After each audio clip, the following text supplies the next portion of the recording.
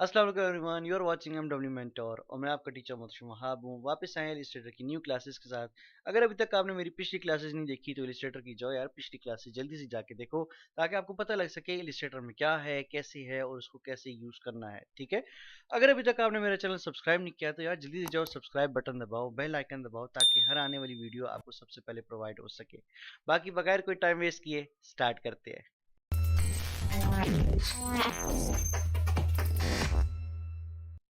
Okay भाई, तो Illustrator में पिछली क्लासेस में हमने क्या देखा था?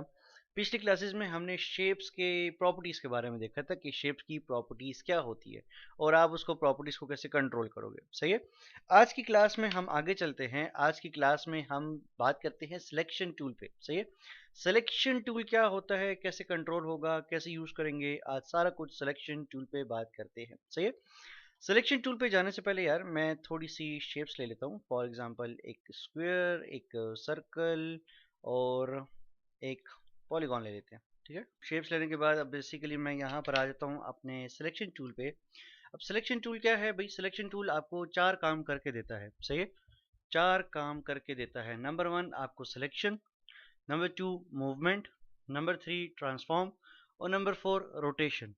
सिलेक्शन टूल आपको चार काम करके देता है: selection, movement, transform, rotation. Selection किस तरीके से करके देता है? जैसे कि फॉर एग्जांपल आप इसको सिलेक्ट करो, किसी भी ऑब्जेक्ट पे जाके क्लिक कर दो। ठीक है, ये आपके पास सिलेक्ट हो जाएगा। सही है, आप इसको क्लिक करो, सिलेक्ट हो जाएगा, आप क्लिक करो, सिलेक्ट हो जाएगा। सिंपल, आप सिलेक्ट कर लो, ठीक है, ड्रैग कर लो, यहाँ पे आपके पास सिलेक्शन हो जाएगी। क्या कर रहा है? सिलेक्शन कर रहा है। ठीक है, और ये याद रखिएगा जो चीज़ सिलेक्ट होगी सिर्फ और सिर्फ काम उसी पर होगा। सही है, नंबर वन। सिलेक्शन और भी सिलेक्शन करने के इसमें और भी तरीके हैं। जैसे कि फॉर एग्जांपल आप इसको एट अ टाइम तीन ऑब्जेक्ट्स को सिलेक्ट करना चाह रहे हो तो आप यहाँ पे इसको सिलेक्ट कर लो, शिफ्ट के साथ इसको सिलेक्ट कर लो, शिफ्ट के साथ इसको सिलेक्ट कर लो। शिफ्ट है, आप शिफ्ट के साथ सिलेक्शन हटा भी सकते हो। यहाँ से इसको क्लिक करो, सिलेक्शन हट जाएगी, इसको क्लिक करो, सिलेक्शन हट जाएगी। समझ आ रही है? इसी तरीके से आप ड्रैग कर लो, आप माउस को सिलेक्शन टूल के साथ माउस को ड्रैग कर लो तो आपके पास जितने ऑब्जेक्ट आप सिलेक्ट करोगे वो सारा कुछ सिलेक्शन के अंदर आ जाएगा। सही है, जैसे कि फॉर एग्जांपल मैं,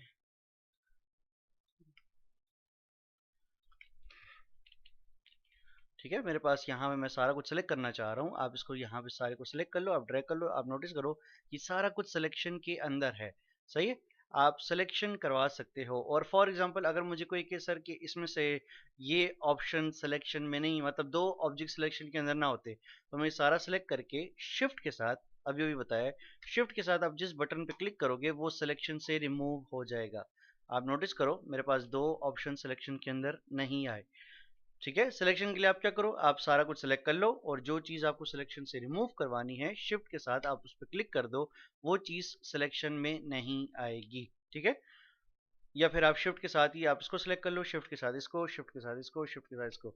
तो जब आप मूव करोगे जितना आपने ऑप्शन सिलेक्ट किया वो सिलेक्शन में आएगा और जो ऑप्शन आपने क्लिक नहीं किए थे वो सिलेक्शन में नहीं आएंगे। सही है, उम्मीद है यार सिलेक्शन की आपको समझ आई होगी कि आप सिलेक्शन करवा रहे हो तो किस तरीके से हो रही है। आप शिफ्ट का बटन दबा दो या ड्रैग कर लो, ड्रैग करने के बाद जब सारा सेलेक्ट हो जाए तो आप शिफ्ट के बटन के साथ जिससे सिलेक्शन हटाना चाह रहे हो वो चीज़ आप सिलेक्शन हटा सकते हो।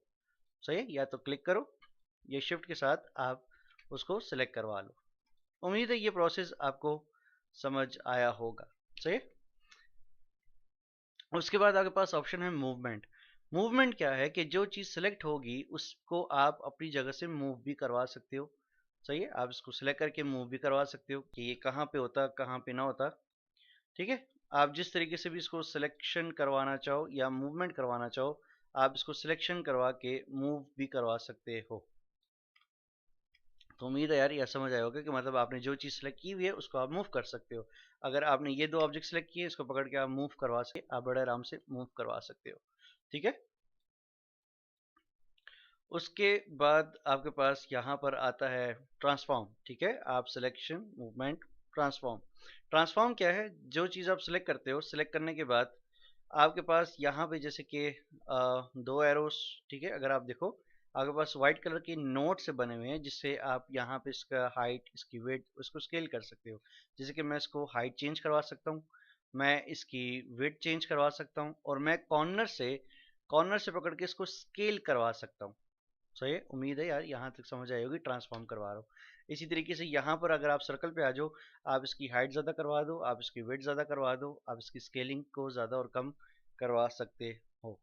ठीक है, इसी तरीके से अगर आप पॉलीगॉन पे आ जाते हो, आप इसकी हाइट, इसकी विड्थ, ठीक है, कम और ज़्यादा करवाना चाहो, आप यहीं से इसकी हाइट और विड्थ भी कम और ज़्यादा करवा सकते हो। उम्मीद है यार इस प्रोसेस की आपको समझ आई होगी कि ट्रांसफॉर्म कैसे हो रहा है। ठीक है, और लास्ट ऑप्शन आपके पास है रोटेट। रोटेट क्या करता है जब आप किसी भी ऑब्जेक्ट को सिलेक्ट करते हो, अगर आप कॉर्नर पे आ जाओ, सही है, तो आपको एक कर्सर जो मिलता है वो आपको मिलता है कि इस तरीके से कॉर्नर पे ये एरो मिल रहा होगा।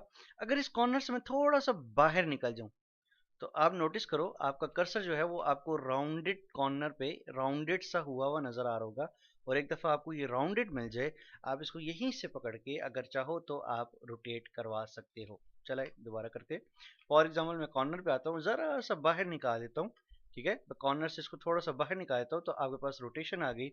इसी रोटेशन को यहाँ से पकड़ के आप जैसा रोटेट करवाना चाहो आप रोटेट करवा सकते हो। और अगर आप शिफ्ट के साथ रोटेट करोगे तो 45 डिग्री का एंगल आपको रोटेट होता हुआ मिलेगा। सही है, सर्कल को रोटेट करवाने का फ़ायदा नहीं है, वो सर्कल ही रहेगा। हाँ, मेरे पास अगर ओवल होता, जैसे कि फॉर एग्जांपल मेरे पास एक ओवल होता, मैं ओवल को अगर रोटेट करवाना चाहता तो ओवल रोटेट हो सकता था। सही, बाकी अगर मैं शिफ्ट के साथ इसको रोटेट करूँ तो 45 डिग्री का जो आपके पास एंगल है वो एंगल आपको बना हुआ नज़र आएगा। 45 डिग्री का एंगल आपको नज़र आ रहा होगा। उम्मीद है यार यहाँ तक समझ आई होगी। बाकी पॉलीगॉन है, पॉलीगॉन के साथ भी अगर आप कॉर्नर पे चले जाओ, आप इसको भी 45 डिग्री का अगर रोटेशन वगैरह या शिफ्ट के साथ दोगे तो 45 डिग्री का एंगल रोटेट होगा। नॉर्मल रोटेट करना हो तो आप नॉर्मल रोटेट करवा सकते हो। उम्मीद है यार यहाँ तक आपको बड़े आराम से समझ आई होगी। सही है, इसी सिलेक्शन के अंदर जब आप यहाँ पर सिलेक्शन करते हो, किसी भी शेप को सिलेक्ट करते हो, ठीक है, आपको इसके अंदर एक छोटे से ये सर्कल से नजर आना शुरू हो जाएंगे, सर्कल नजर आ रहे होंगे। ये सर्कल क्या करते हैं, जिसको पकड़ के अगर आप इसको यहाँ से ड्रैग करोगे तो आपके कॉर्नर्स राउंडेड हो रहे हैं। अगर आपको याद हो पिछली क्लासेस में हमने प्रॉपर्टीज के अंदर ही देखा था कि अगर आप अपने कॉर्नर्स को राउंडेड करना चाहो तो आप करवा सकते हो। यहाँ पर भी वो सर्कल जो हैं, ये सर्कल्स आपको क्या कर रहे हैं, कॉर्नर्स को राउंडेड करने की फैसिलिटी दे रहे हैं। क्या होता है अगर मैं चाहूँ कि मुझे चारों साइड कॉर्नर को राउंडेड नहीं करवाना, चारों साइड नहीं करवानी, सिर्फ दो साइड्स करवानी है, ठीक है, तो आप यहाँ पे क्या करो, आप शिफ्ट दबा के पहले इसको क्लिक करो। नोटिस करो, आप शिफ्ट दबा के इसको आप पहले क्लिक करोगे तो ये थोड़ा सा हाईलाइट सा हुआ नजर आ रहा होगा। ठीक है, अगर आप एक करना चाहते हो तो बस फिर खाली एक को सिलेक्ट करके आप ड्रैग करोगे तो ये एक हो जाएगा। अगर मुझे दो करने हैं तो मैं शिफ्ट दबा के इसको क्लिक करता हूँ और मैं शिफ्ट दबा के इस वाले को क्लिक करता हूँ। अब जब मैं ड्रैग करूंगा तो आप नोटिस करो आपके पास सिर्फ दो ऑब्जेक्ट्स राउंडेड हो रहे हैं, बाकी दो एक्स्ट्रा नहीं हो रहे।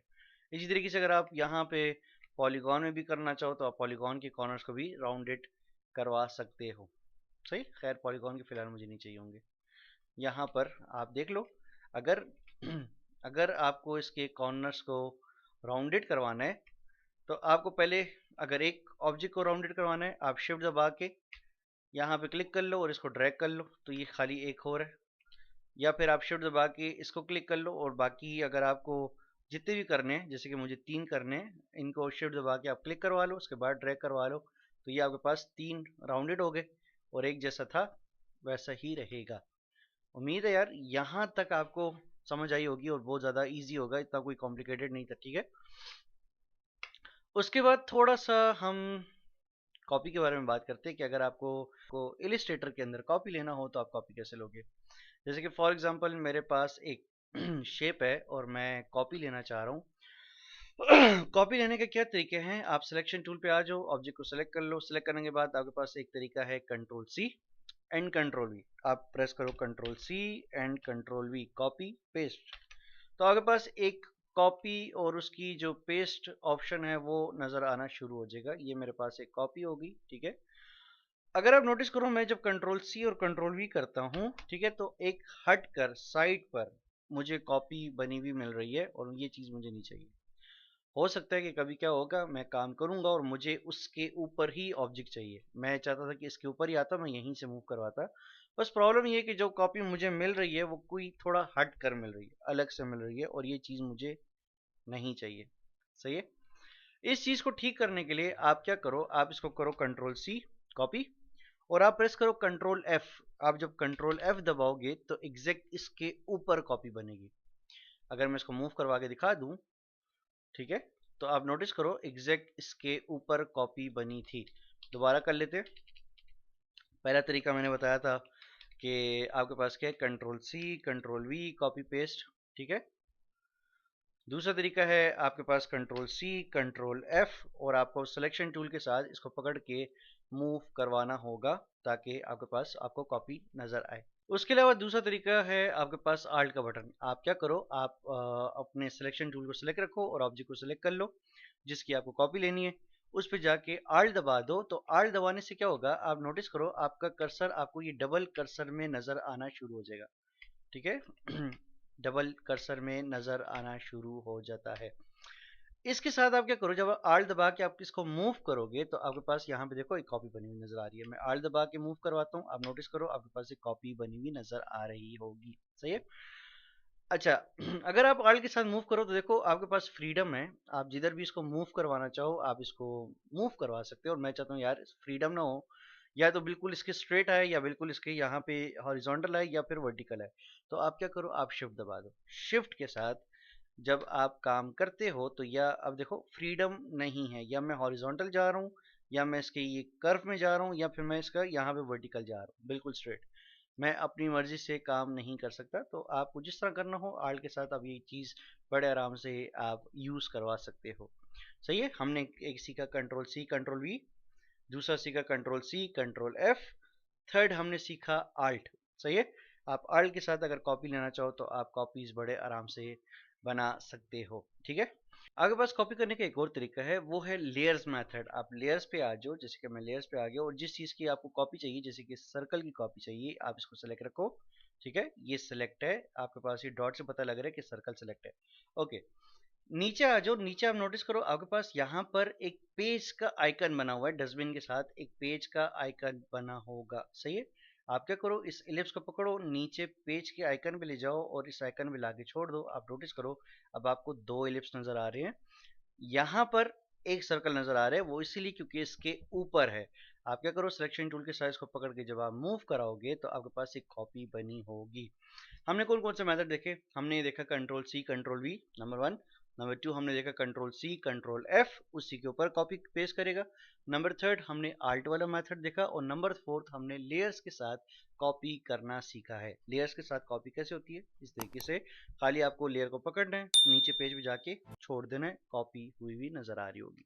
तो उम्मीद है आपको समझ आई होगी, और कोई भी क्वेश्चन होगा तो आप मुझे कमेंट सेक्शन में ज़रूर बताएंगे, और मेरी ये वीडियो आप अपने दोस्तों के साथ ज़रूर शेयर करेंगे। Thank you so much.